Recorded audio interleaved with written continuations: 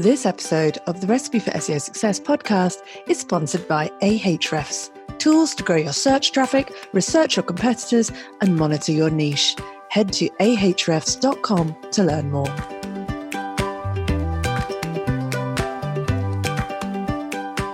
Content marketing is something we know we should all do, but it's so overwhelming that many of us just don't know where to start. So today I'm delighted to have Tim Soulo from Ahrefs on the podcast. He's marketing lead for this world-leading SEO software, and Tim and his team constantly pump out amazing shareable content that builds brand awareness and authority. In this episode, I'll grill him with questions from you, the erstwhile listeners of the Recipe for SEO Success podcast, about content marketing, the Ahrefs tool, and his own personal experience as a leading figure in the SEO world.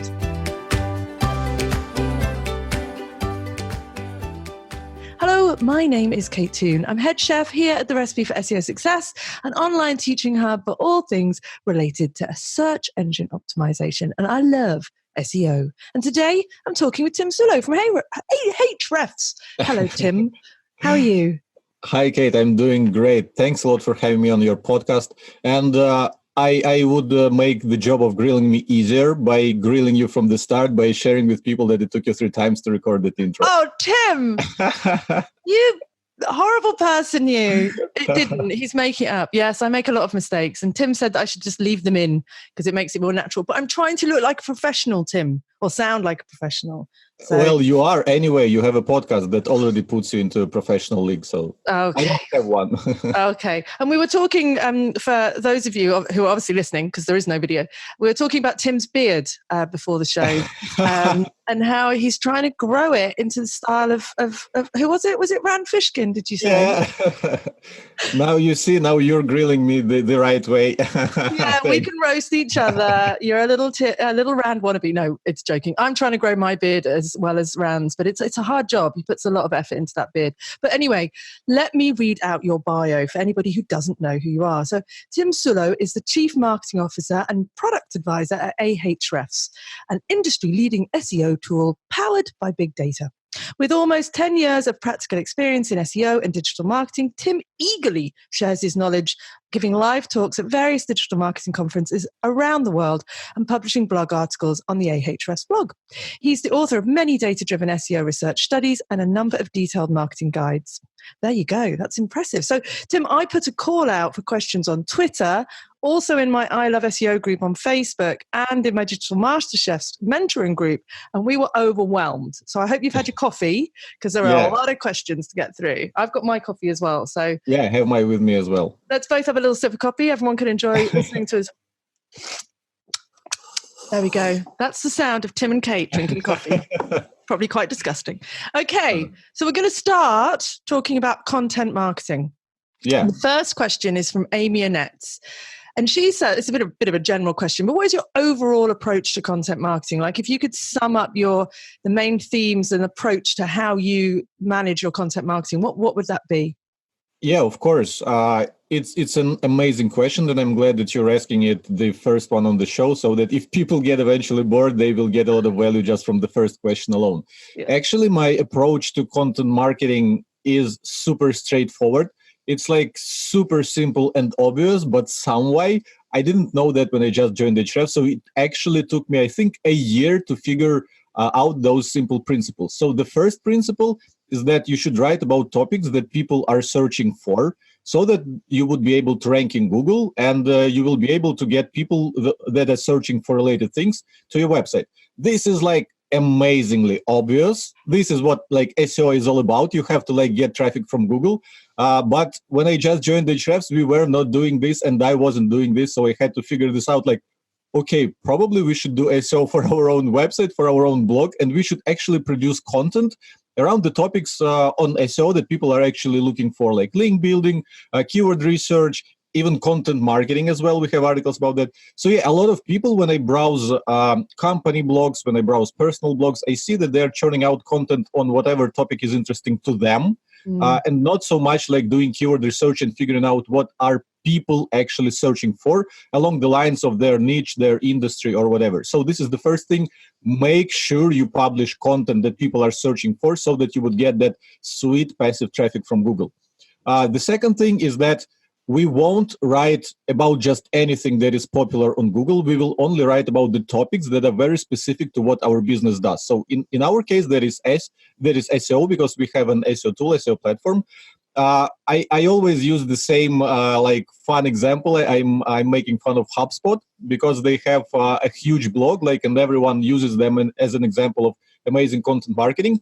But if you put their blog into Ahrefs to see their top performing pages, the page that brings them the most traffic is on the topic how to make a GIF image. It brings them like 100,000 visitors per month, like just one single article. So, but then think about it. Yeah, you get like 100,000 visitors per month to just a single article, but it's about how to make a GIF image. And if you're selling like a complex CRM software or like whatever, how HubSpot describes whatever they're selling, how do you convert a person who is looking to make a GIF image into like HubSpot software? It's super hard. So in our case at Ahrefs, we write articles where we could actually showcase and mention our products, our features, so that while people are reading about the SEO issues that they were searching for in Google in the first place, they would see how to use our tools, how to apply our tools, and they would get interested to like take a trial and then probably eventually sign up for a tool. So these are just two principles. They're good principles. I mean, you know, as you said, it sounds like common sense, but I think many people, especially business blogs, do pump out stuff like, we just got a new car parking spot, or, you know, a new secretary, you know, kind of stuff that kind of pushing content out rather than inviting people back in. Or they may still write about their industry, but not mention their product. So people kind of learn from them, but people don't know like what kind of product they have and why they should sign up. A big important thing I'm going to disagree with you there, though, is that it's actually GIF image, not GIF. And I think we're going to have an argument about that. If you're listening to the podcast, what do you think? Is it GIF or GIF? It's something that drives me crazy. But anyway, we can talk about that more at the end of the episode. Well, I think those are two core principles which make perfect sense. But I think if a lot of businesses looked at what they were doing, maybe they're actually not doing those two things. So a good start. Let's go on to the next question, which is, I think, a great one as well. And this is from Slack Digital, and they asked, what do you think is the ideal split between creating content for your own site versus creating content for other sites? So guest posts versus posts on your own site. Amazing question. I think the split depends on how much backlinks you have already and how much of your own audience you have already. Because, for example, Ahrefs, our blog, right now we're in a position where we have enough kind of traffic coming to our blog every single week or every single month. We have like big enough email list. We have a big enough audience of customers. So whenever we publish any article, it gets like a lot of exposure. A lot of people will link to it. And it is like super easy for us to rank our content in Google without like doing much, just because we already have generated this audience, this authority, etc., etc., etc. But when you're just starting out, like I said in the answer to the first question, you have to make your content rank in Google. You have to write about things that people are searching for in Google, but you need backlinks. So if you're starting or if you're working on a brand new blog or a brand new like company website, you're blogging for them and they don't have a lot of backlinks, your content won't rank. So you'll have to proactively generate those backlinks. Yeah, of course, a good way is to simply do outreach. If you publish something like awesome, you can simply reach out to people in your industry and show it to them. If it is awesome enough, they will mention it, they will link to it, and eventually it will rank. But more often than not, when you're starting out, it is hard for you to produce something awesome that people will find so much valuable that they will go to that extra effort of linking to it. So you should be building your backlinks by yourself. And guest blogging is one of the best ways to build backlinks to your own website while you're creating that content for other blogs. So I think when you're starting out, you should put quite some effort into guest posting for others. And other than simply like generating backlinks to your website, think about it. You're building relationships with a lot of bloggers in the industry by creating great content for your website. Also, there's a high chance that if those bloggers have a popular blog, once you publish an article, it will send you some referral traffic, so you get exposed to their audience. So when you're just starting out and no one knows about you, you should put a lot of effort into pumping articles on other blogs. Basically, I would suggest to write one kick-ass, awesome, amazing article for your own website, and then go and write like 10 to 20 guest articles, all linking to that awesome article that you wrote for your site. And then as you will start getting traction, as people will know you, as you will generate your audience, you will simply stop doing guest articles. For example, right now, Ahrefs team, we maybe do like maybe 1 or 2 articles, guest articles per month, and we really do it right now because we didn't stop doing it. Actually, we don't need it at all. We just need to stop and switch those people who are doing those guest articles to something else. Because we are at the time where we don't need it, but when you're starting out, you should like put a lot of content on websites of others. What a nice place to be, not needing to do any guest posting. Lovely.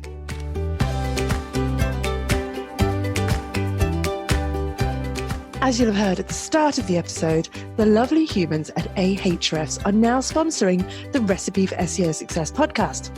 If you didn't know, Ahrefs is an amazing all-in-one SEO tool that helps DIY SEOers and professional SEO expert conduct competitor analysis, smash through keyword research, run technical site audits, track rankings, and review backlink profiles, and so much more. I'm personally forever grateful to this tool for saving my bottom when I got negative SEO'd. Yes, some disgruntled competitor sent 8,000 dodgy links my way, and I used Ahrefs to find them and clean them up. Oh, and I should mention that they've also just launched the beta for their new Keywords Explorer highlights tool, with 9 additional sources showing you data from YouTube, Amazon, Bing, Yahoo, Yandex, Baidu, and more. If you'd like to learn more about Ahrefs, you can head to ahrefs.com, where you can get a 7-day trial for just $7. Check it out.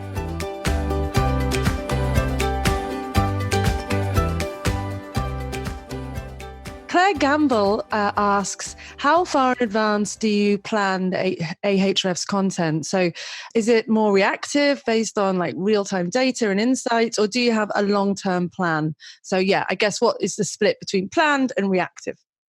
It's both. And I cannot tell you any specific numbers, like what's the split between planned and reactive. I can just say that we practice what we preach. So like I said, we do keyword research. So we figure out what kind of topics people are searching for that are related to our business and where we can plug our own tools and showcase our own tools. So we have pretty large list of topics. I'd say it's like around 50 topics that we want to cover. And we also revisit the past topics where we already have an article, because we want to update our article and make them fresh and keep them ranking high in Google. And then once we have all the topics that we want to cover, we are being reactive. So whatever like the industry is interested right now, whatever we are interested right now, like once you get up in the morning, get your coffee and think, okay, I don't want to write about this, but this excites me. Yeah. So we plan all the topics that we should end up covering somewhere in future. But then we're being reactive, and we just go with any topics that are more interesting to us, that suits us best, and that we think at this moment will give us the most business value.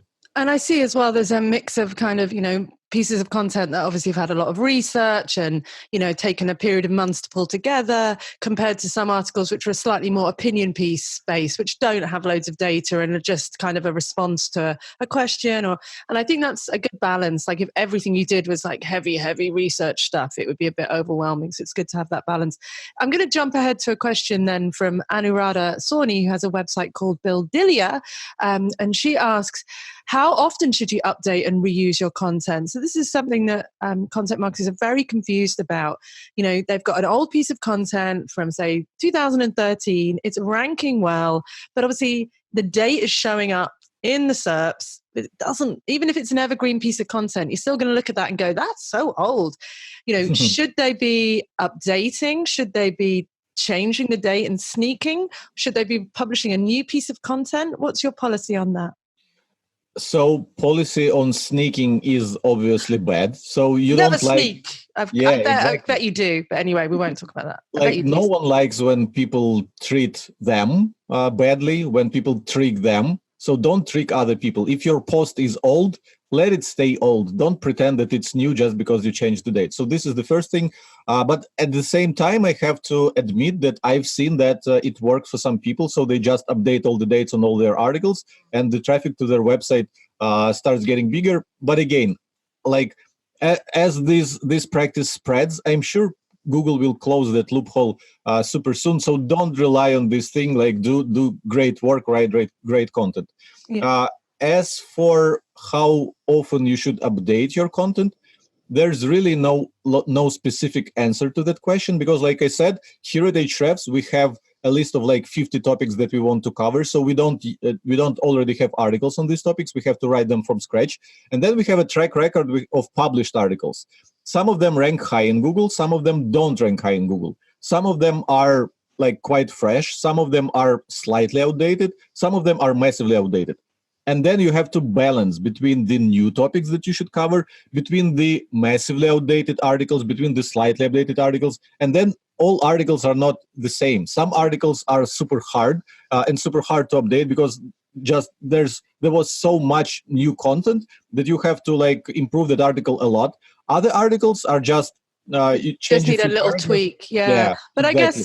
I guess there's a couple of questions that come off the back of that. So some people, some very famous content marketers, for example, hide the date completely from the SERP. So there is no date on the post, which I find a bit misleading. I kind of like a date because then it kind of lets me understand how fresh the content is. You publish dates on your articles. Yeah. Well, here I will actually plug Ahrefs tool called Content Explorer, because of the reason that some people hide dates or other people updates their like published dates arbitrarily, just like sneakily. Yeah, sneakily. We will have 2 published dates for every piece of content that you can find in Content Explorer. The first date will be when our bot first discovered that piece of content, and the other date will be the date that is kind of stated on the page. So you will be able to see if that piece of content is new. Crafty. I like that. But I guess the next question is, I guess whether you update the existing piece of content or publish a brand new article and 301 redirect the old content to the new. Which is your preference there? The preference, I think, is update the same piece of content, because you don't want to mess with your URLs a lot. And as far as I've heard, I don't think we didn't study this here at Ahrefs. But a lot of people say that when you do a 301 redirect, you lose a little bit of that link equity. So you should like leave your URLs as is. Yeah, I think it's like that leaky bucket. Most of the authority goes across, but just a little bit. And if you do that too often, you're losing leaving a lot of juice on the table or something. That sounds obscene, but you know what I mean. Peak District SEO asks, do you ever envision a time when links are less important to the way that Google ranks sites? So, lots of people are talking about the fact, that we should stop worrying so much about links and just focus on great content. But really? What do you think?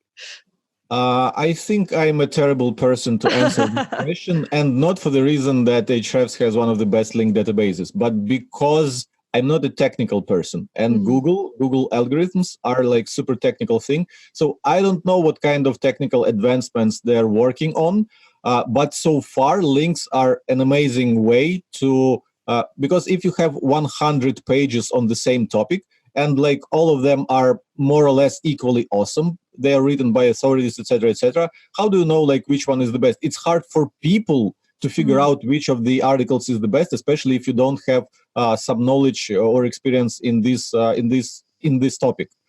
For Google, because it's not a human, it's a machine, it is even harder. So by looking at links, they're simply ranking those pages based on how other people, quote unquote, voted for these pieces of content with links. So right now it is an amazing way to help figure out what page out of like millions or even like hundreds of millions is the best one.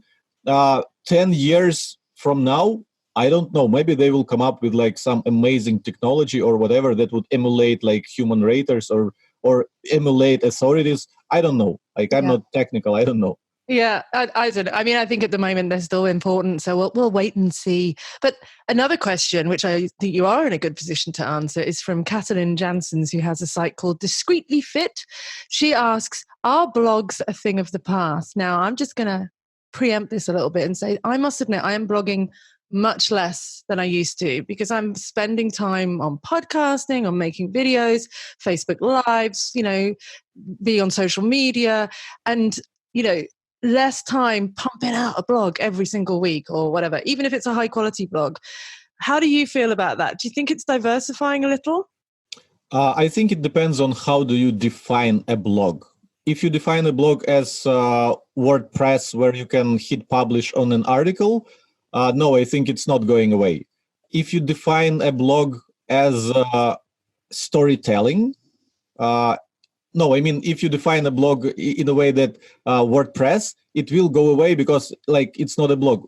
For me, blog is storytelling. So if you have a story that unfolds with weekly updates or monthly updates, so people actually want to hear from you what's happening in your life. So for example, if tomorrow I will go to live in the woods and I will post updates of how I'm building my tent, of how I'm doing fire, of how I'm cooking food, etc., etc., etc., every week or even every day, something new will happen to me and people will get invested to following my story. It's basically like a TV series. So in that sense, blogs are never going away. So if you have a story that will unfold for a long period of time, people you will find your audience and people will follow you.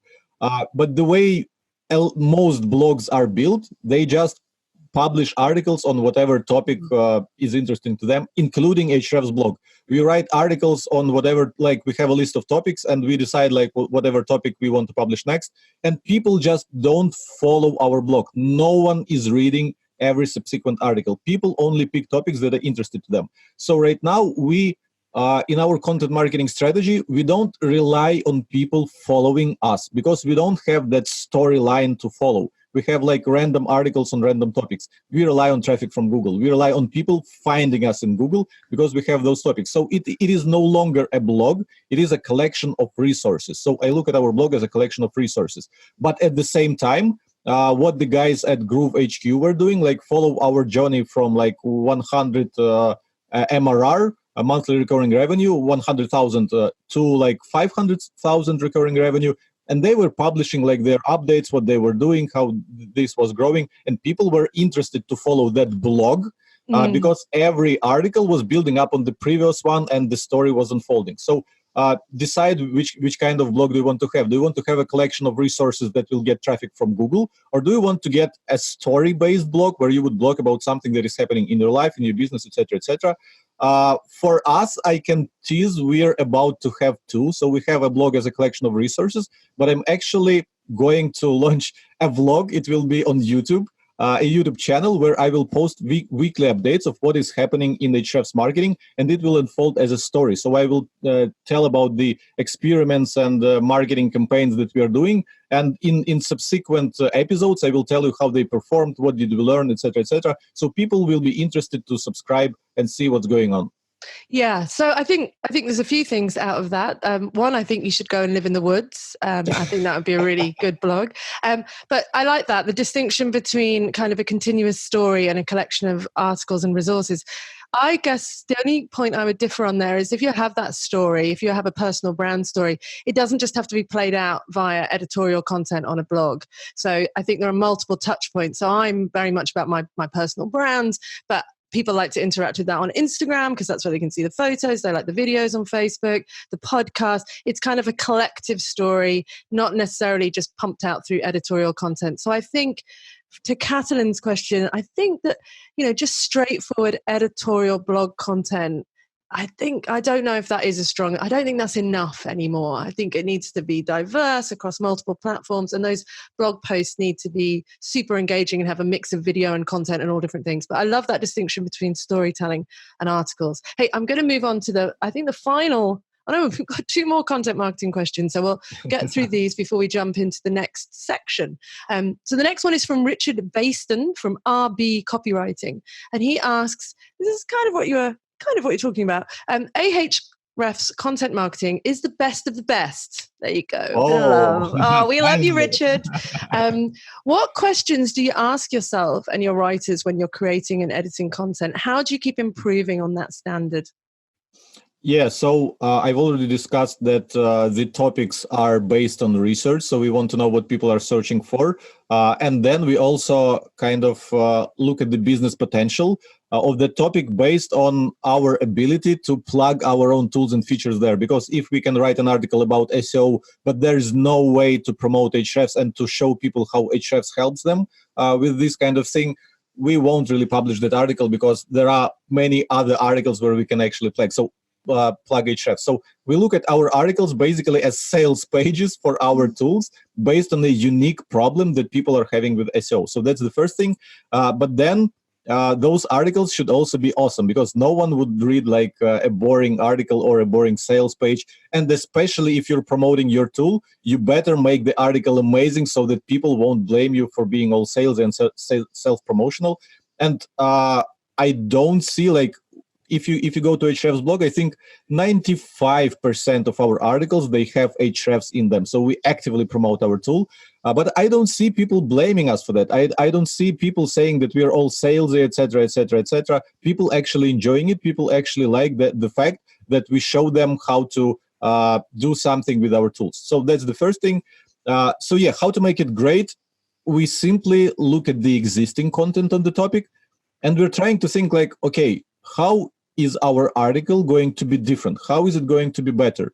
Can we explain this problem or this concept in a more simple way? Can we add like unique examples that no one else had? Or even whenever we talk about quote unquote theory, so if we advise to do something, and if we advise our readers to do something, we would go and try it ourselves. So for example, when we were writing an article about broken link building, this is where you find pages that are no longer there, and then you contact the people who are linking to those pages and ask them to update their link and link to you because you have a similar resource.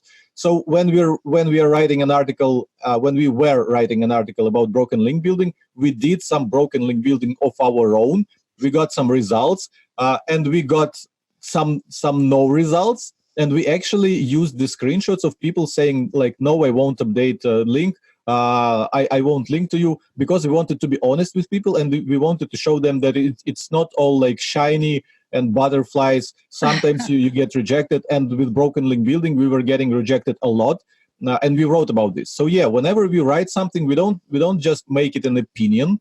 We actually do this stuff we advise, and we show real examples of how it works for us, so that people could relate. I think this makes our content stand out. I think that's so important, because there's a lot of accusations. I hear it a lot in the SEO Twitter world, which is quite a vicious little place sometimes, about people just regurgitating other people's theories. You know, they read a blog by, I don't know, I'm not going to name any names, but they read a blog by somebody who's kind of at the coalface doing the experiment, and they've really just rewritten that, which I honestly think there is still some value in being an interpreter, because often the people who are doing this deep level research aren't the best at explaining themselves to normal humans. So I think there is value in that. But I think that what you've just explained there really adds value to showing your own examples. So, hey, you want to get a featured snippet, you want position 0. Yes, here's how to do it, but also here's me trying to do it. And here's me failing. I think as well, we talked about storytelling, and one of the most powerful things in content marketing and storytelling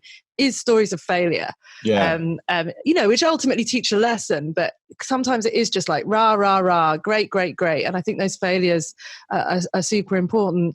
But you say a lot that, 95% of your articles are about sort of subtly selling Ahrefs by solving problems. And I think you're pretty open about that. And I think that's why you don't get criticism, because it's like, hey, we have a software tool. We're not going to pretend that we don't. But you do also publish content around the article. You published a great article about like great Facebook SEO groups, and one of my particular favorites, great SEO podcasts, where I'm winning the vote. Whoop, whoop. Awesome, congratulations. I know. So you do post around your topic as well. Because still those are heavily searched for things. What are the best SEO podcasts? So you're going to get a great way to connect with people, right? Well, there you go.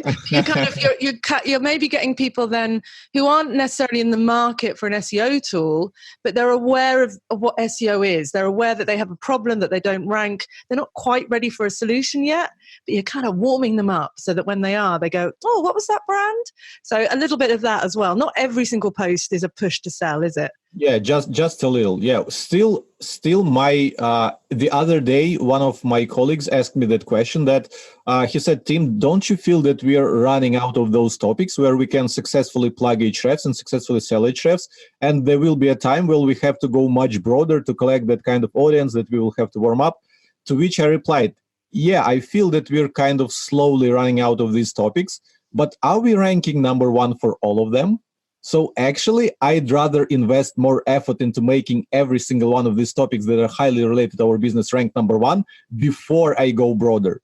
So I will yeah, we include those like broader articles just because like we want to break the routine, because like people get tired of writing about like super specific actionable how to things, and they want to write like other things. It is quite fun to collect like SEO podcasts, marketing podcasts, connect with people, get their quotes, make a vote. So yeah, we do this more like a fun project. It is not as much business oriented, but like you said, it of course has value. It of course has value for us, but not as much as kind of sales page for our tool. Well, when you do run out of ideas, obviously you've always got that backup of you going and living in the woods. I think that is a brilliant, so when you run out, that's the next plan. Okay, I'm anticipating that you're going to put this in the headline of the yes, totally. The Tim Sullo is going to live with the woods and work on a beard for 3 months. It's just going to be photos of the beard. Yeah, that's a nice goal. A really good question here from Lyndon NA, Darth Autocrat at Darth_NA. I love this question. What tips do you have for handling non-circular markets? And by this, he means, obviously we're all in the SEO world. If you write a really authoritative piece of content or even something controversial, and everything's controversial in SEO, you say the sky is blue, someone else is like, nah, it's got clouds in it, it's blue and white. People argue about everything. So if you publish a piece of content in the SEO world, you can be pretty sure people are going to talk about it, share it, either negatively or positively. But if you're a window cleaner, there is no peer group of people sharing your content. So how do you handle that kind of content awareness and that kind of getting it out there, that amplification, if you don't have that peer group? Yeah, great question. And why do you even need someone sharing your content? I don't need anyone sharing content from Ahrefs blog as long as it ranks number one in Google. So if you're window cleaner, you shouldn't care about other window cleaners sharing your content as much as you should share about maybe window cleaner wasn't a great example. Oh, you know what I mean, though. Anyway, like whatever industry you're in, of course, there's like great pride and satisfaction in people in your industry sharing your content. But think about it; those like high-level people they already know about you, so they are either your customers already or they have their own reasons of not being your customers. But you have to be reaching people who are looking to be your customers, and they are in Google. So don't think about shares, don't think about people sharing or supporting your content or even leaving comments on your content. All of that doesn't matter that much. What matters is that being there at the top ranking pages of Google whenever people are searching for anything related to like what you're doing.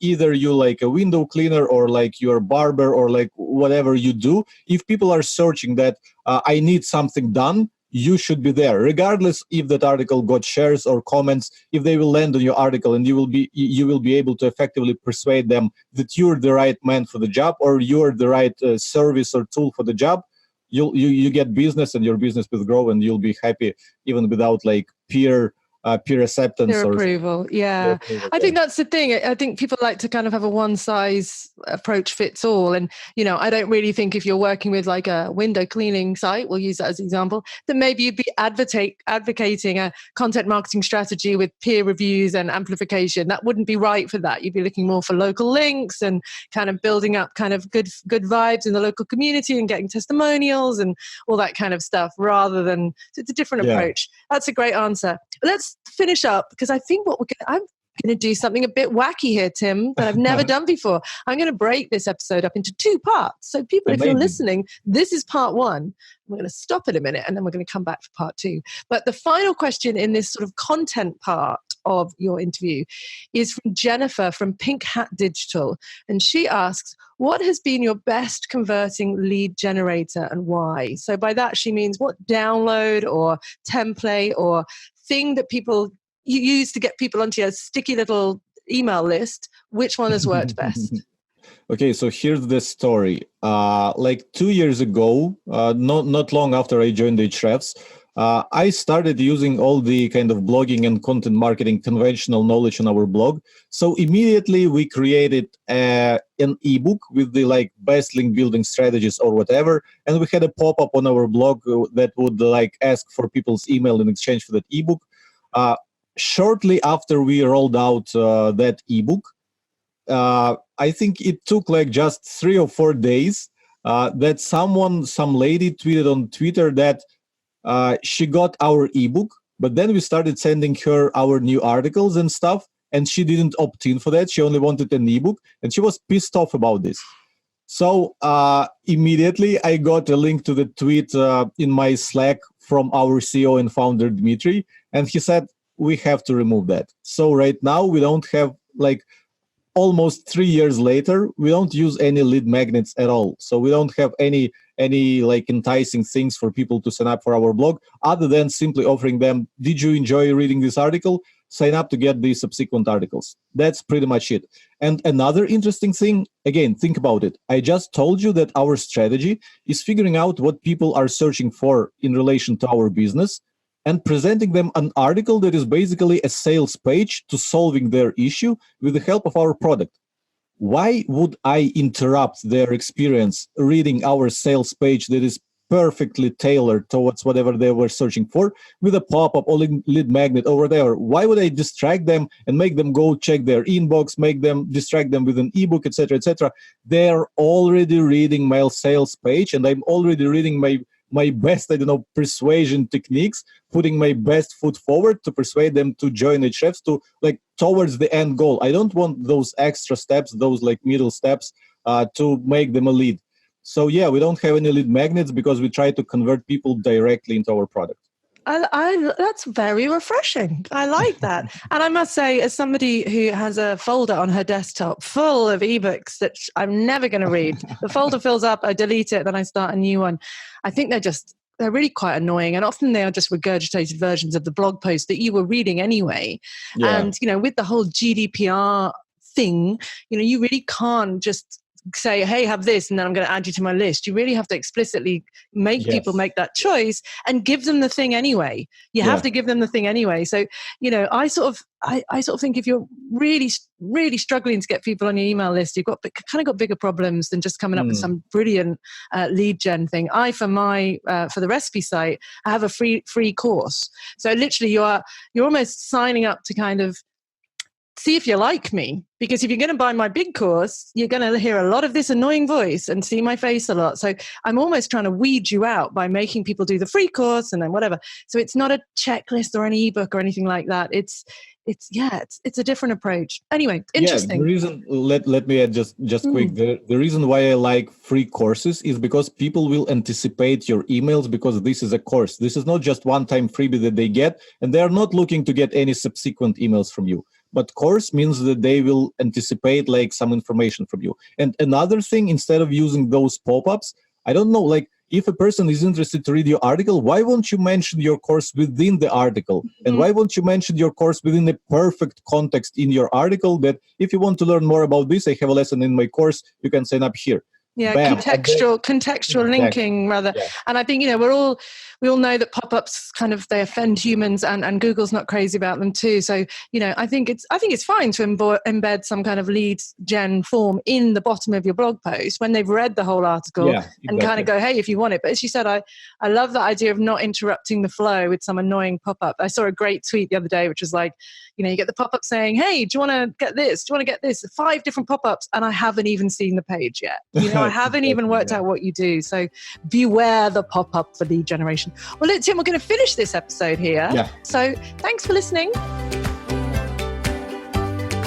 So that's the end of this week's show. If you have questions about any of the issues or topics raised in this episode, head to my I Love SEO group on Facebook. And as you know, at the end of the show, I like to give a shout out to one of my lovely listeners. And this week, it's Popcorn Sally. Popcorn Sally says, I'm not a rank beginner, but I'm pretty green when it comes to SEO. I've been power listening to the past episodes while I build my latest websites. I've already gleaned several tips I hadn't caught on to when reading materials from hardcore SEO sites. I appreciate how the labels techie and newbie are used for some of the episodes. It helps me choose which ones to listen to first and reminds me to manage my expectations on the techie episodes. Kate interviews some great guests, including some good questions us newbies would ask. She has a good sense of humour, but manages to stay focused, so it's easy to make it through 30 or so minutes of otherwise quite dry material. Now, if I could only find a vendor selling high-quality purple piglet jumpers, all the ones I've bought so far are just such cheap junk. I love that review. Thank you very much, Sally. And thanks to you for listening. If you like the show, don't forget to leave a 5-star rating and review on iTunes, Stitcher, or wherever you heard it. It will help others find the show and make me feel very happy. You'll also get a shout out. Don't forget to check out the show notes for this episode at www.therecipeforseosuccess.com. And also, don't forget to check out my other 2 podcasts, the Confessions of a Misfit Entrepreneur podcast and the Hot Copy podcast, a podcast for copywriters all about copywriting. Until next time, happy SEOing.